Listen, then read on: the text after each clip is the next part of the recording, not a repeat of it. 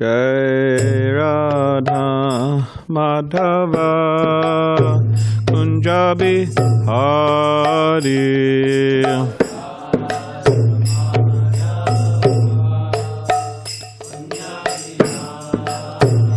Jai Radha Madhava Kunja Bihari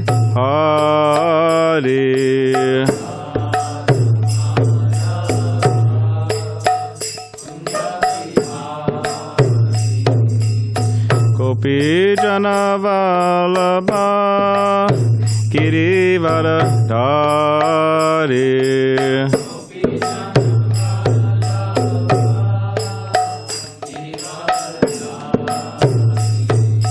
Gopi Janavalabha Girivaradhari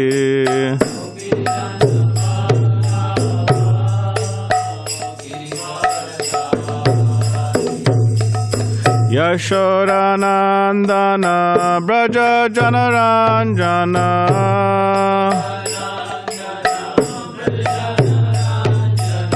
Yashodanandana Braja Janaranjana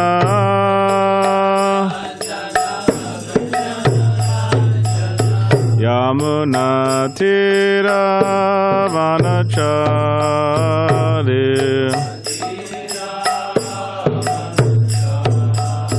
Yamuna Tira Vanachari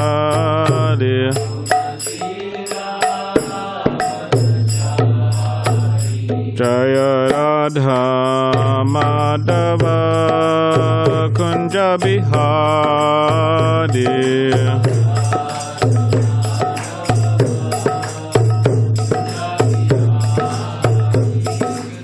Gopi Janavalabha Girivaradhari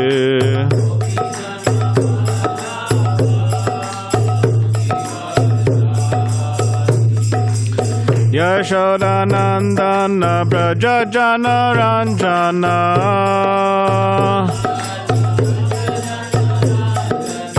Yashodanandana Braja Janaranjana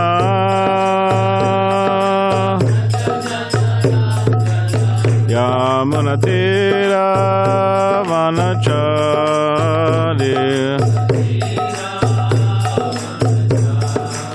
Yamuna Tira Vanachari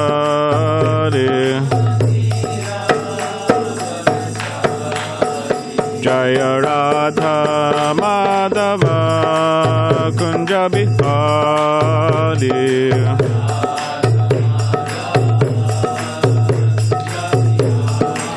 Jai Radha Madhava Kunja Bihari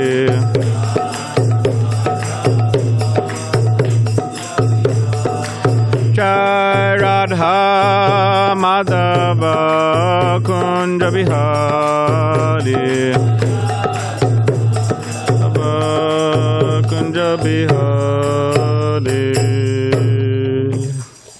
Jam Vishnupad Paramahamsa Parivajagacharya Ashtodharashata Sheshamad His Divine Grace Ace Bhaktivedanta Swami Prabhupada Ki Jai Grantaraj Śrīmad-Bhāgavatam Ki Jai. All glories to the assembled devotees, all glories to the assembled devotees, all glories to the assembled devotees. All glories to Sri Guru and Shri Gauranga. All glories to Srila Prabhupada. Hare Krishna. All right. Om Namo Bhagavate Vasudevaya. Om Namo Bhagavate Vasudevaya. Om Namo Bhagavate Vasudevaya. Om Namo Bhagavate Vasudevaya. Okay, so 6th canto. This is the Śrīmad-Bhāgavatam. Name of the book, Śrīmad-Bhāgavatam, 6th canto, entitled Prescribed Duties for Mankind. Chapter 5, Narada Muni, cursed by Prajapati Daksha. Text 13. So if everybody could please repeat after me. Pumān naivaiti yad gatvā bilasvargam kuto yata pratyag dhamavida iha kim asat karma bir bhavet Pumān naivaiti yad gatvā bilasvargam gato yata pratyag dhamavida iha kim asat karma bir bhavet Pumān naivaiti yad gatvā bilasvargam gato yata pratyag dhamavida iha kim asat karma bir bhavet Pumān naivaiti yad gatvā bilasvargam gato yata pratyag dhamavida iha kim asat karma bir bhavet Pumān naivaiti yad gatvā bilasvargam gato yata pratyag dhamavida iha kim asat karma bir bhavet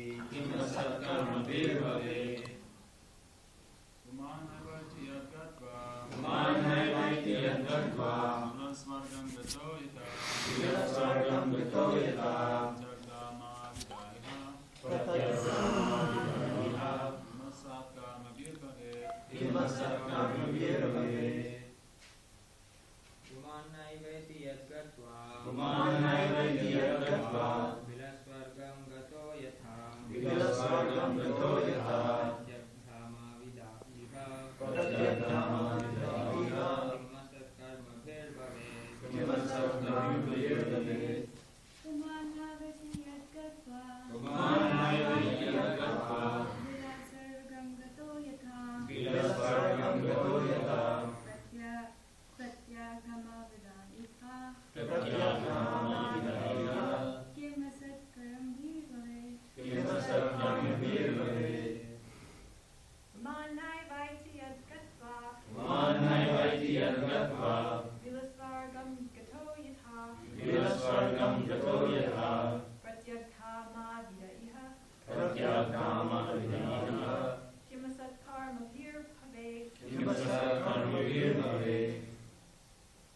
Would you like to chant?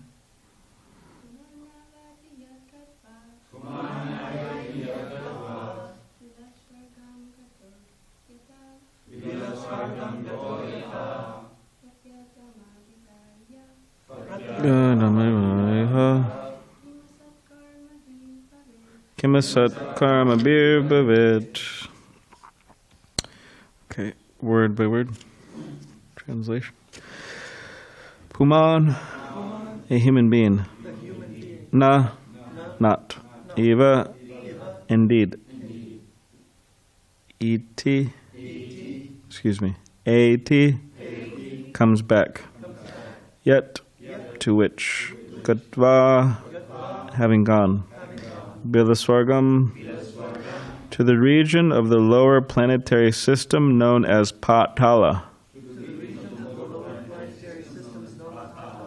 Gataha, gone. Yata, like. Pratyakdama, the effulgent spiritual world. Avidaha, of the unintelligent man. Iha, in this material world. Kim, what benefit? Asat karma bihi, with temporary fruitive activities. Bhavet, there can be. Translation and commentary by His Divine Grace, A.C. Bhaktivedanta Swami Prabhupada. Narada Muni had described that there is a bila or hole from which, having entered, one does not return. The Haryashvas understood the meaning of this allegory. Hardly once has a person who has entered the lower planetary system called Patala been seen to return.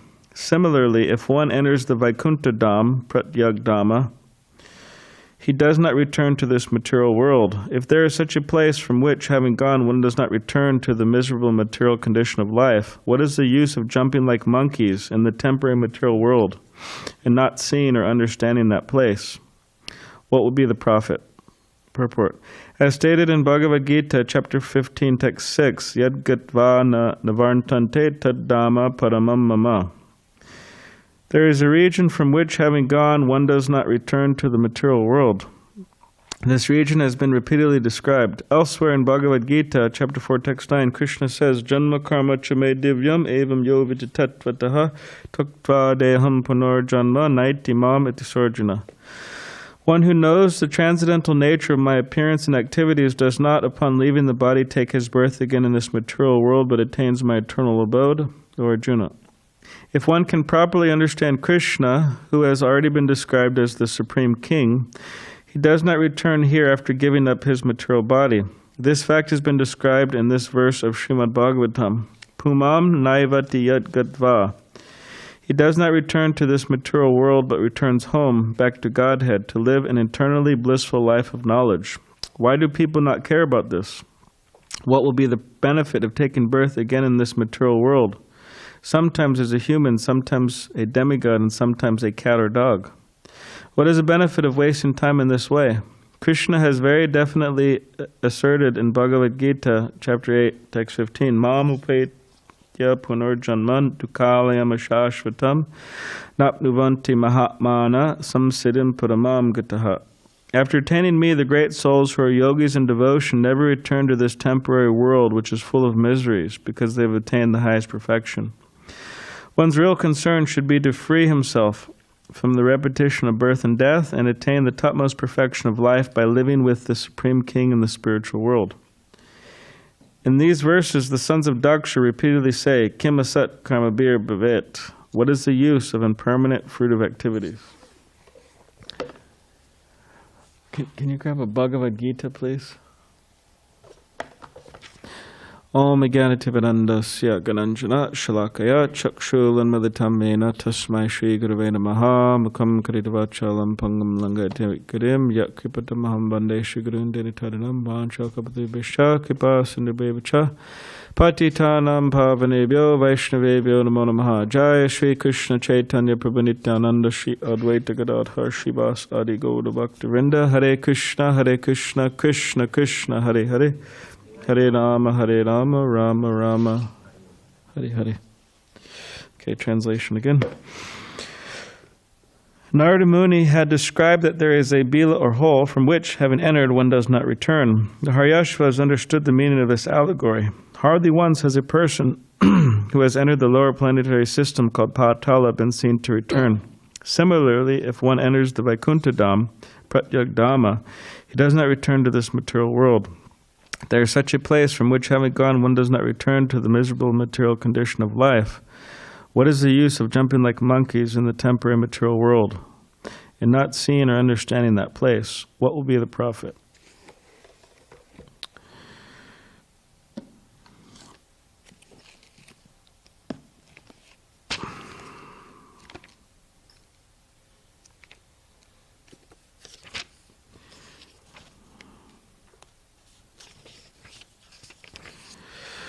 All right, so good morning to all of you.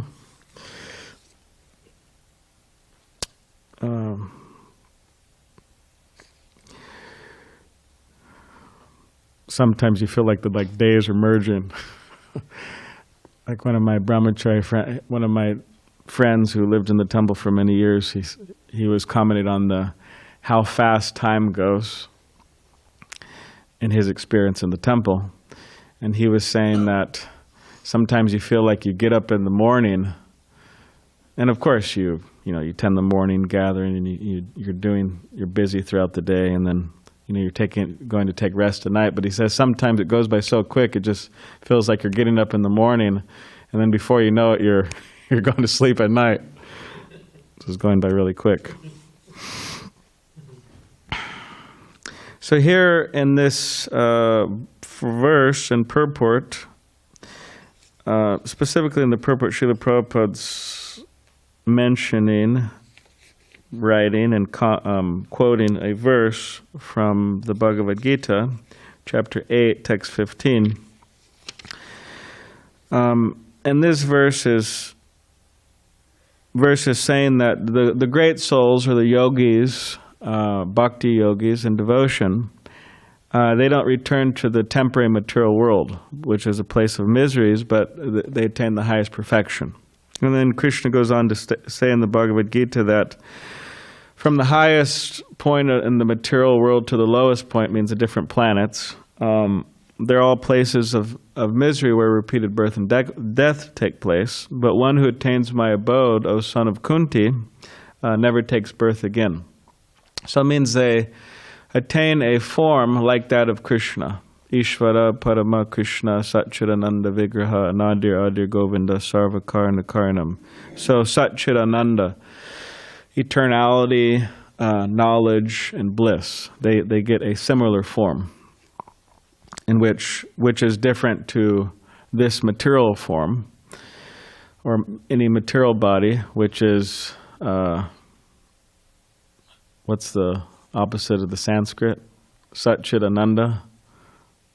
Nir Ananda. What is it? Asat Achit Nirananda. Yeah. Means, which the opposite, the material body, is temporary, not eternal. Not full of ignorance, not full of knowledge, and full of suffering, not full of bliss.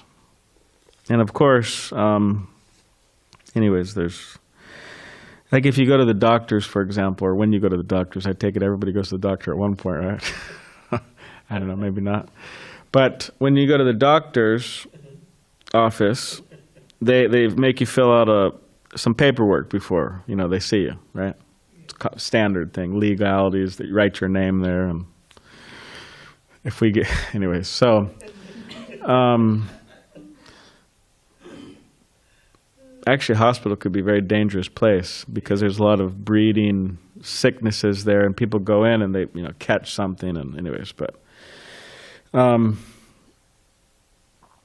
traditionally the idea is that you wouldn't really need to see a doctor because you're so healthy, and you knew how to take care of your health and this and that. Anyways, but so when you go to see a doctor, you fill out this paperwork, and it's a long list, and they ask you, do you have this disease, and it goes through this long list, So there's a lot, actually. There's so many things that could go wrong with the body.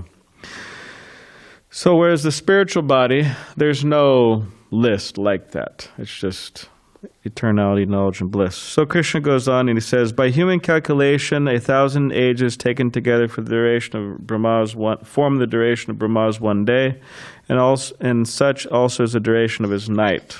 So Brahma, in the traditional Hindu trinity, right, as it's known, you have Shiva, Vishnu, Brahma, right? So Brahma is the creator of the universe, or engineer of the universe, and this is, Krishna is describing his long life, which is how many years? Who could say the exact? 311 trillion, 40 billion, in Earth years, 622, 80 billion in solar years. Okay, all right, thank you. So a very long life, Brahma.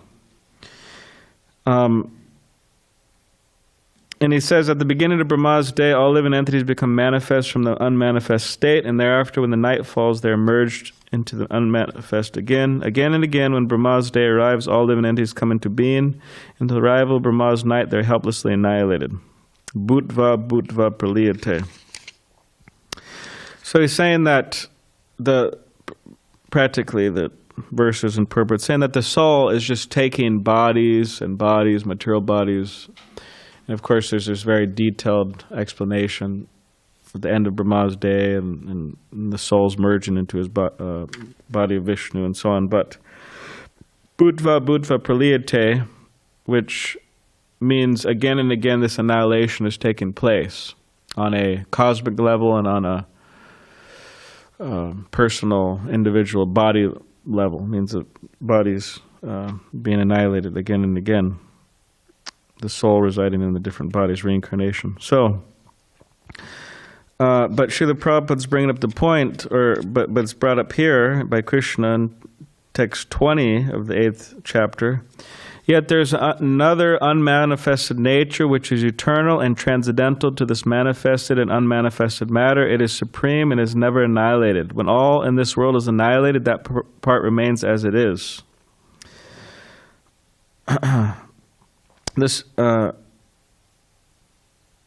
that which the Vedantists describe as unmanifest and infallible, that which is known as the supreme destination, that place from which, having attained it, one never returns, that is my supreme abode.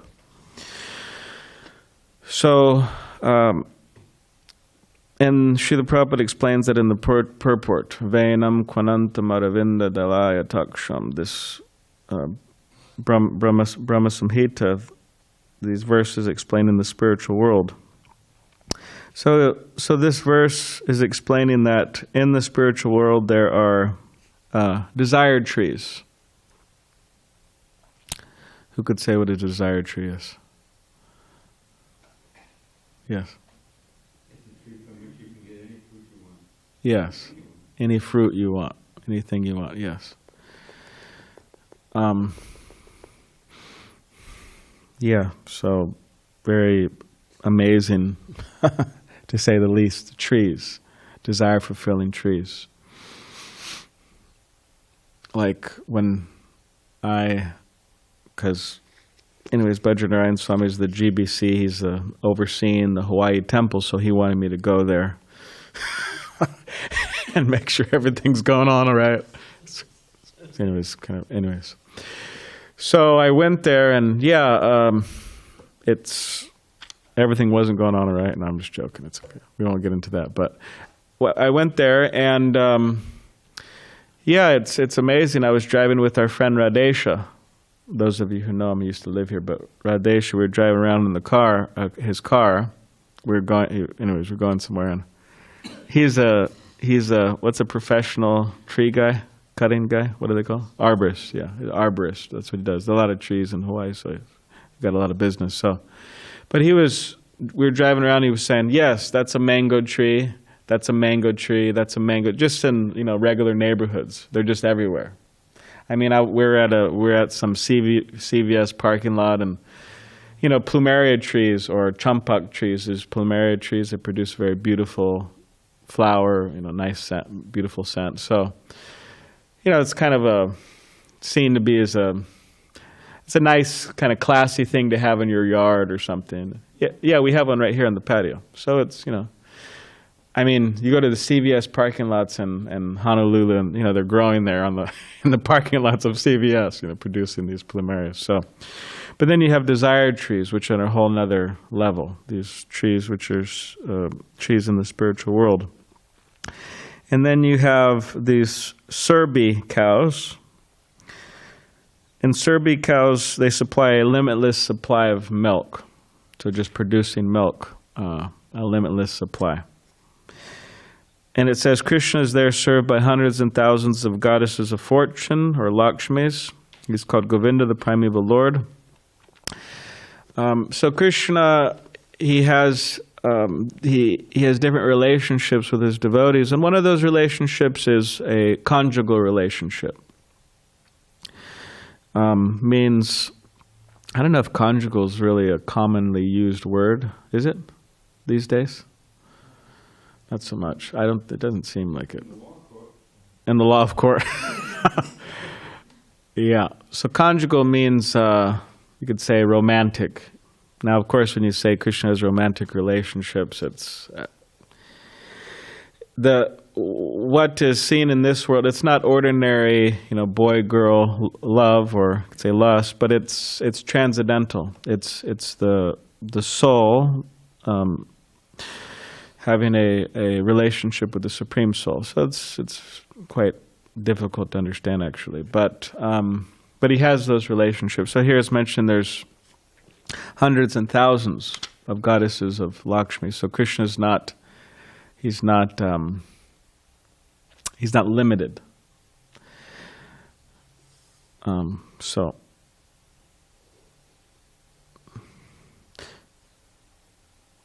And then it says he's playing a flute, Venam Quanantam, transcendental form. His eyes are like lotus petals. The color of his body is the color of clouds, blackish, bluish, like rain cloud. Wears saffron cloth. He's the best of brahmacharis, right? A garland around his neck and a peacock feather in his hair. So this is a description of Krishna. So it gives a very clear description of the Supreme Personality of Godhead. So those who are interested and those who consider themselves theists, means those who believe in God, the existence of God, they should be interested, actually, in such descriptions, because we just objectively see and we look in other scriptures, and there's not a lot of description of God, or what to speak of his activities, personal activities. Like there was one very famous Christian preacher here in America. He's still famous. It's not that his fame went away. He's very famous. You know, hundreds and thousands and possibly, I don't know, millions, but a lot of followers. But they asked him actually, they said, so when you get to God, when you go back to heaven, or when you go to heaven, what will you do? And he gave a very interesting answer. He said, I will serve God for 100 years, and after that, I will enjoy. It's a very interesting answer, actually, because what it's doing is like it's separating serving God with enjoying, like they're separate things. But the idea is that when one has a relationship with God, that should be the most enjoyable thing. Not that, oh well, I serve God, you know, but then I enjoy later. So, anyways, and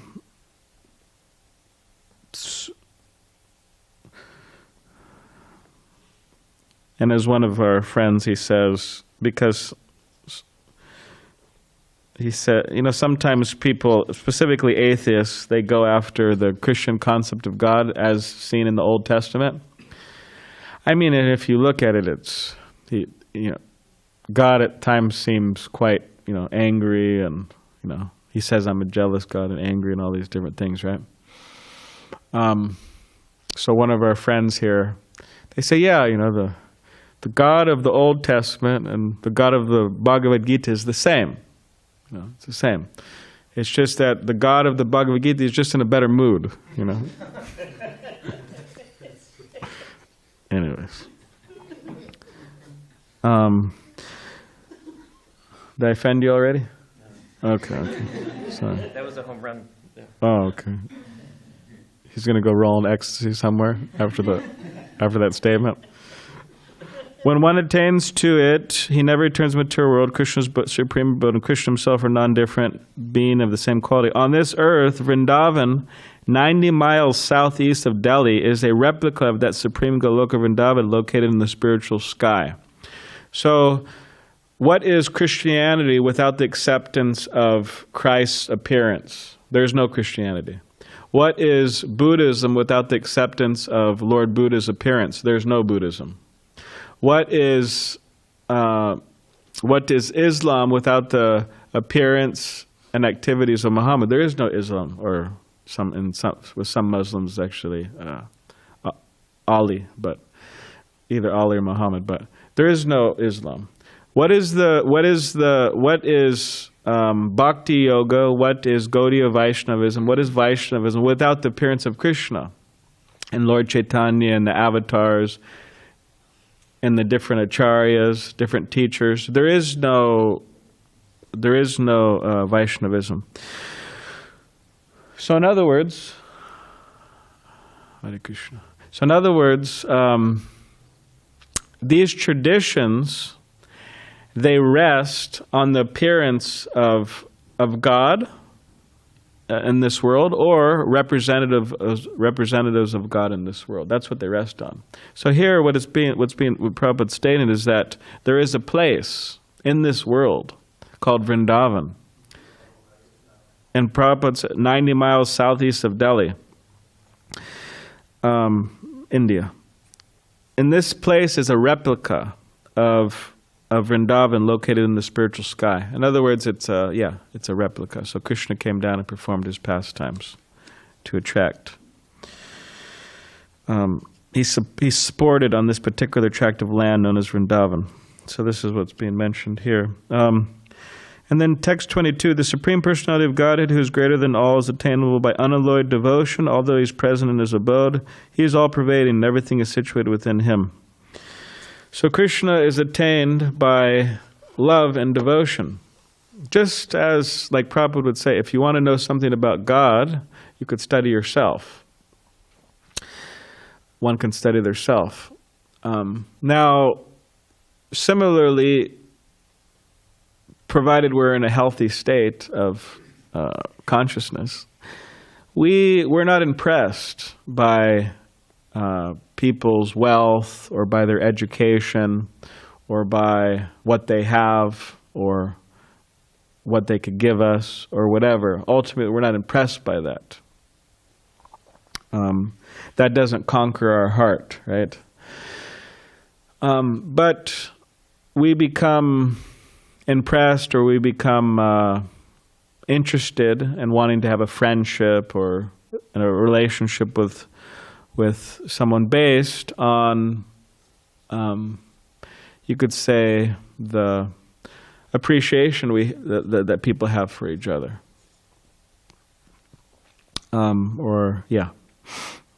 So, in a way, of course, it's not a complete, perfect example, obviously. All examples, there's some crudeness to a lot of examples. But similarly, when Krishna, he's not impressed by all of these different things we may try to offer him, but he's impressed with the love and devotion. And therefore, that's what he's saying, that if we want to attain Krishna, we have to have this love and devotion. So does anybody have any question or comments? All right, very good. Okay, so now I'm just joking. Yes, I think there was something.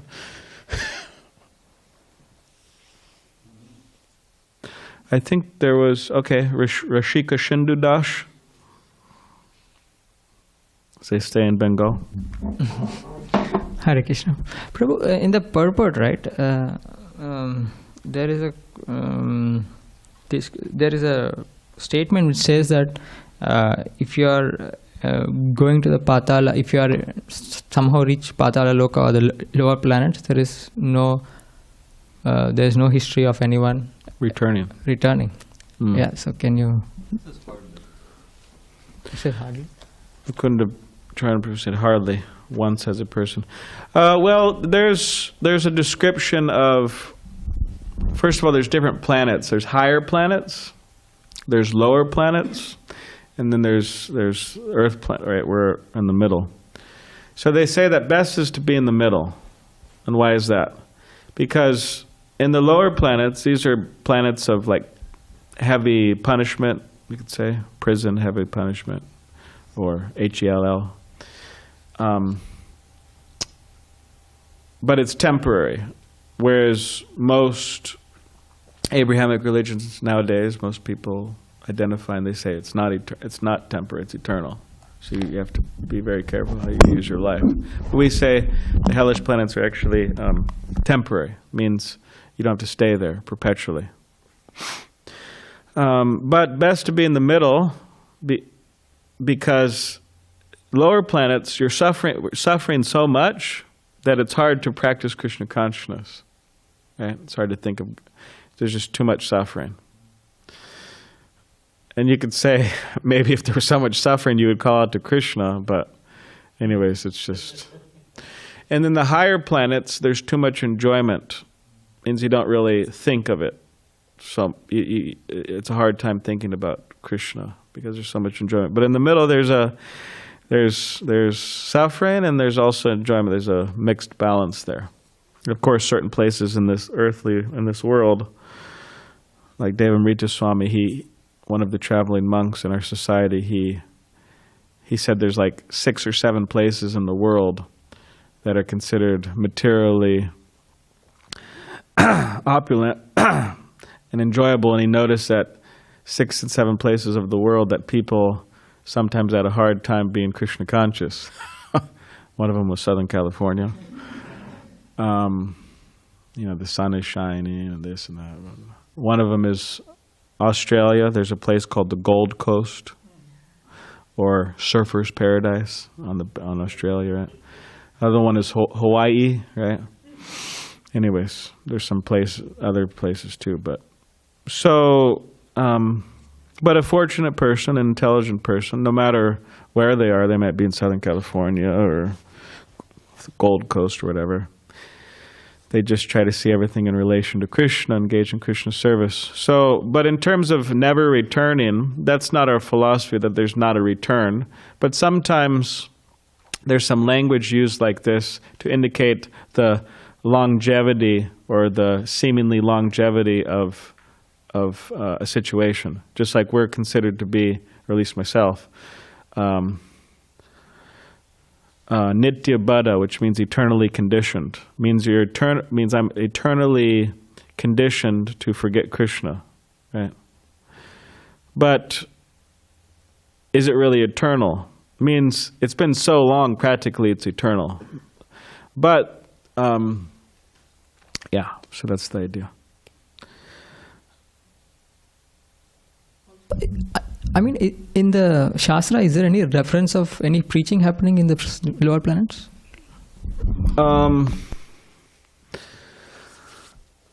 I forgot where. Somewhere I was reading or hearing, and it was saying something about. I think Prabhupada was. Someone was talking about going to the hellish planets to preach. Anyways, but I'm not recalling.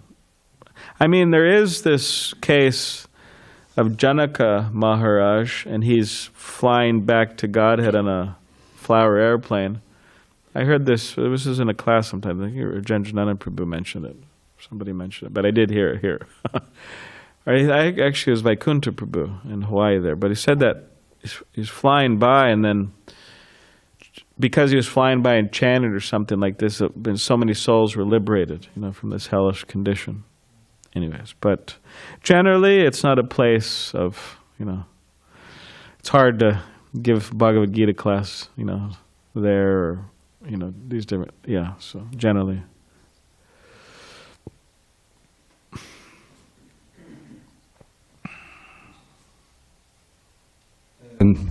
You mentioned how sometimes the word never brings me some time immemorial, or like nitya buddha. Yeah. Right? We're nitya buddha. Well, we're eternally bound. What's the point of practicing Krishna kindness? Yeah. So these words are used like they never return from Patala.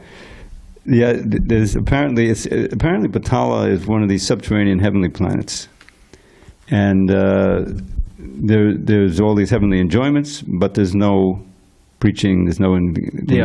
So you could stay down there a long time and enjoy. And you think you're doing okay, At least in heaven, it's a place of enjoyment.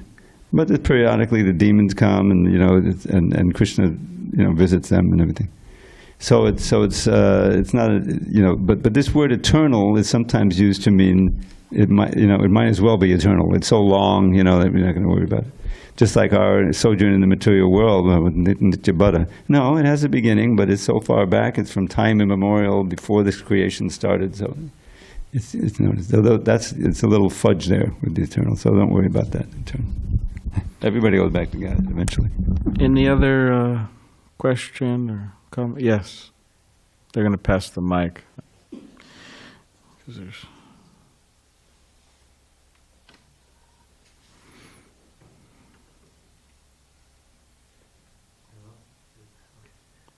You got to press that button. Yeah.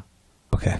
Okay. There you I go. had a question about, the verse talks a lot about liberation, mukti. And so maybe you could touch on the point, Sri Gauranga said, Nadanam Najanam Nasundarim, Yeah. Mama Janmani Janmani Shri. Yeah. Again and again, I'll take birth. Yeah. Just bhakti, pure bhakti. Yeah. And Sri Rupa also, in Bhakti Rasamrita Sindhu, he's saying, mukti, no, we don't care about mukti. It's a side benefit only. Yeah. Side benefit only. But again and again, we come. And also, another point is, if someone attains Krishna, Radha Krishna, in the antaranga, right, then we come again, right? Wherever they go, we'll go. So it's not, maybe it's not necessarily a material existence per se, but the mukti idea is just side benefit.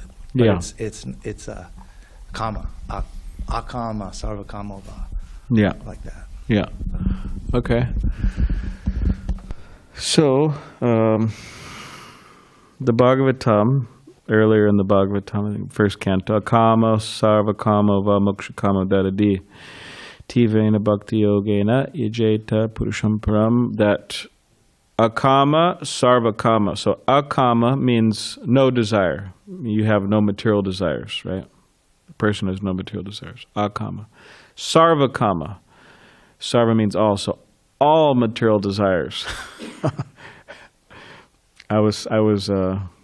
Anyways. Sarva Kama. And then Moksha Kama. Moksha Kama, like sometimes people dream about, oh yeah, I want a red Ferrari or something, just like dreaming about it or whatever it is, right? People are. Sarva Kama, all material desires, and Moksha Kama. Moksha Kama means desire for liberation, be free from suffering and right, experience bliss. And so that the Bhagavatam saying Tivrena Bhakti Yogena Yajeta Purusham, that pretty much covers everyone, these three classes, but it's saying whoever you are, you should serve Krishna, Tivrena Bhakti Yogena, very intensely, and then you should serve Krishna. So now, at one particular point in the process of serving Krishna, we may be desiring material enjoyment. We may be desiring liberation. Just like in the story of Dhruva Maharaj, it's a boy of 5 years old. How old are you?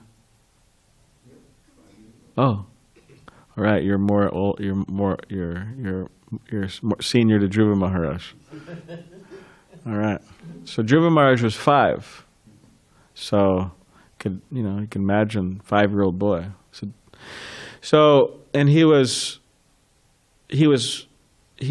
angry. There's a whole history of it, but eventually he figured, okay, I'm going to go to God. Or his mother told him, you should go to God to solve your problems. So he went to the forest, and he met his guru, Narada Muni. He told him to chant Om Namo Bhagavate Vasudeva, this mantra. And over time, he was desiring he had a very big material desire. It's not that he just wanted to live in a posh neighborhood or he didn't want to live in the hills of La Jolla, right? In a $5 million house. And he didn't want five $5 million houses. He wanted a kingdom greater than his great-great-great-family, just huge kingdom. Like, he was just practically desirous of the whole world, to be an owner of the whole world. So that's a very big material desire. So then he was serving Krishna, chanting this mantra, Om Namo Bhagavate Vasudevaya. And then, eventually, through his austerity and his determination, it says Krishna, in the form of Vishnu, came down on Garuda. We have Garuda here. This is Lord Vishnu's carrier. So Lord Vishnu was riding on Garuda, and they came down, and they landed in the forest there, and then Dhruva Maharaj was meditating, and then he opened his eyes, because one is to meditate and see Krishna within. So he was meditating, seeing, and then he opened his eyes, and then Vishnu was there, Krishna was there. And he's a young boy, he's 5 years old, so he was just kind of stunned. And it says that Lord, and he didn't have time to learn Sanskrit and all these, eloquent prayers. So Vishnu got his conch shell and he put it on his head. And then Dhruva Maharaj started offering all these different prayers. One of the prayers is, want to chant this? Please? We got another mic right here. Yeah. So this could be on this mic this side, this mic this side. Sthana bilashi tapasistitoham tvam praptavan deva manindra guhyam kacham vichinvannapi divyaratnam swaman kritatosmi varangniyache. You want to translate it? Yes, please. Sthana bilashi. I was very desirous of this kingdom you described, greater than my great-grandfather's Brahma, and he has the whole universe. And so I was situated in austerity. Well, as you described, but 6 months, which is incredible. Usually it takes hundreds of years, thousands of years. So 6 months, I was situated under Narada Muni. Tapasi tvam tvaptavam, but now I've attained you. You have appeared personally to me. They who are hidden away from the great devas, Deva Manindragu, and the Munis, you're hidden from them. They can't achieve a vision like this. So now I'm realizing, Kacham Bachinvan, that I was searching after broken glass. This kingdom that I wanted, so glorious, was nothing but broken glass because it's material. But I've achieved the divine jewel of your darshan. And then comes the money quote, is that Devam Nindragundan, Devam Nindraguyam, Swaman Kritartos Mivadanglayache. Oh my Lord, now I don't want anything else. I've achieved your darshan. Yes. So this is it. He says he doesn't want anything else. So he's praying to Vishnu like this. So he was desirous it so much, and then he said, "I saw it, and now I'm completely satisfied. I don't want anything else. I was looking for broken glass, and I have the divine jewel of your darshan. I'm seeing you." So yeah, in the beginning, one may start with so many desires, including mukti, freedom from suffering, or wanting happiness, or anything like that. Right? So many things. But over time, we get to the point where we're not concerned with any of that. We just want to serve Krishna. We just want to serve our spiritual master. We just want to serve the devotees, and it doesn't really matter the other things. So that's the idea, to strive towards that standard. That's the gold standard. If you'll allow me to just expand on that for Okay. 1 minute. This verse, Akama Sabakama is 2:3:10. Second canto, 3rd chapter, 10th verse. Very famous verse. And in this purport, Prabhupada is explaining the concept of desirelessness, material desirelessness. So in this purport, what we have in all the books now for 50 years in this purport, desireless means, therefore, not to be inert like the stone, but to be conscious of one's actual position and thus desire satisfaction only from the Supreme Lord. Now that was kind of reasonable, and no one doubted it, but that's not what Prabhupada said. That's not what Prabhupada wrote. He actually typed this book, the whole second canto, he wrote in India. He brought the manuscript with him, and it was retyped and edited here in America. Not everybody knows that. What Prabhupada actually wrote, what he typed was, desireless means, let's see if you can pick up on the difference. Desireless means they were not to be inert like the stone, but to be conscious of one's actual position and thus desire only the satisfaction of the Supreme Lord, not desire satisfaction only from the Supreme Lord. Is there a difference? Yes. Kind of a radical difference. So I just want to let you know that sometimes these things are there, and we're going through the Bhagavatam and other books and researching what Prabhupada actually wrote and adjusting them. So Nice. if you see some changes in the book, it's not that, I want the original. The original is the other one. It's the first one I read. Hare Krishna. Any questions from this side of the room? All right. They're desireless. Well, I think I know I think I know the desires of everyone now. It's cannibalize breakfast, I think. All right. Okay. So, thank you very much. Grantaraj Śrīmad-Bhāgavatam ki jai. Śrīla Prabhupada ki jai.